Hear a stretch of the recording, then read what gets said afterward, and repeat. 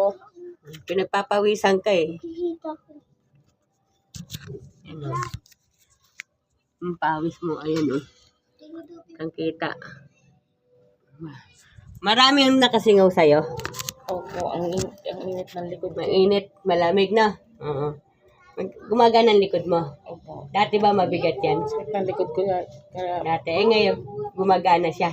pawisan na malamig. Oo. Gumagaan siya, di ba? O, nasaan ka na ngayon dyan? Nandiyan ka pa rin sa may mga naglaliliparan. Kung may kahilingan ka kay Papa Jesus, pwede mo siya tawagin dyan kasi nandiyan ka na.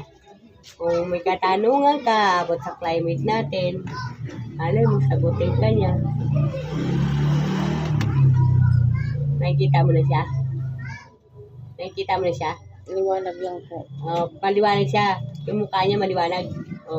Pwede kang magtanong sa kanya kung anong magandang bagay na maitutulong mo sa kanya. Pwede mo itanong. Kasi padating na siya dito sa sa mundo natin. Kaya puro tayo sa kuna na.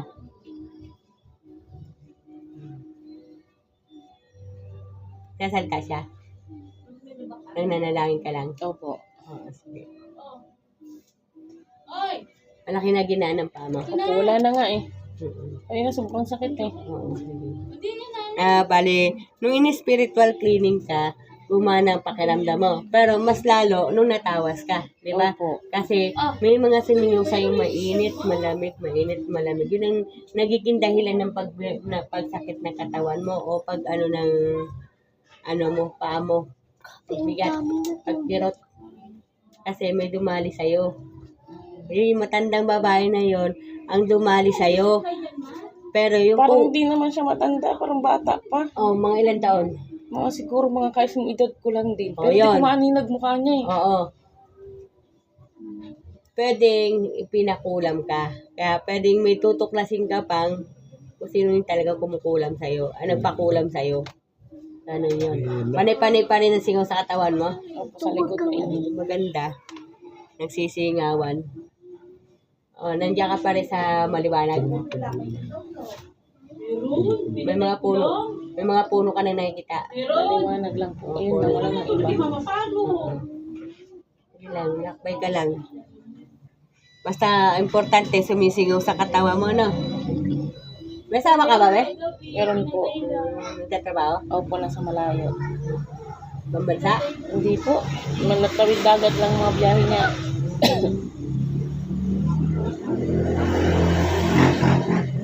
Lalakbay ka pa rin, di ba? Ano yan? Paraiso na ba yan natitignan mo? Parang lang siyang mga liwanag. Nasaan? Liwanag. Sa liwanag. Tapos may mga anghel ka nakikita. Ganun lang siya. Hindi na siya madilim. Hindi na siya kulay green. Liwanag lang. Ilan? Ay, na cellphone ko. Ang dami pa rin sumisigaw, di ba? Opo, sa likod Okay ko lang. parang. Akin na cellphone ko. Ito sa paano mo, ito malamig. Ang likod ko, ang sumisingaw sa init. Ayan. Sabi mo, Lord, nandito ako sa iyong harapan. Kung ano man po mga naging kasalanan ko, patawarin mo po ako. At kung ano po na mga nasa katawan ko, paalisin mo po, Lord. Para magmasigla po ang katawan ko para sa mga anak ko. Sa pamilya ko. Yun ang hiling mo. Yun naman talagang dapat na ipapanalangin natin. Kundi naman sa kapakanan natin, kundi sa kapakanan ng pamilya natin. Ang ipapanalangin natin, di ba? Tayo, anytime, pwede nang mamatay. Paano yung mga anak natin? Yun. Pag hindi tayo makasarili, yun talagang iisipin natin. Di ba? Hilang. Tuloy-tuloy pa rin ang singaw sa'yo, no? Katawa mo. Ayan, no? Mainit at malamig ang sumisingaw sa'yo dito sa parteng hita. Gumagana dito yung mga ganito mo. Wala na nga po yung sakit kanina. Sobrang sakit. Paglabas ko talaga parang pilay, di ba po? Naawa nga ako sa'yo doon. Pagtingin ko, dami ko nakikita may ganyan na hindi kumain. Kasi nahihiya ako na halimbawa mag-BP, ayaw naman magpa-BP. Nahihiya ako na baka pakaalamera ako. Eto pinangahasan ko na tanungin. Sabi ko, be, huwag mo mamasamain kasi iba minamasama, di ba? Be, na paano yung paa mo? Ayun, sabi niya lamig, hindi lamig yan, be. Naligay ako, sumasalbahe sa'yo. Diba? nagkakamali. Biglaan lang kasi talaga siya nung pagtungtong ng alas 2. Kasi yung mga ganyan, ang kulam, besa totoo lang nakakamatay yan. Kaya inagapan agad kita. Sasabihin na, pag paano ka sabihin, kung ano lang yan, diabetic, kung ano lang sabi sa'yo, uric acid, o ano. Pero ang totoo, ang tao, hindi nagkaka-diabetic, kundi may mga elemento. Yan ay may kulam.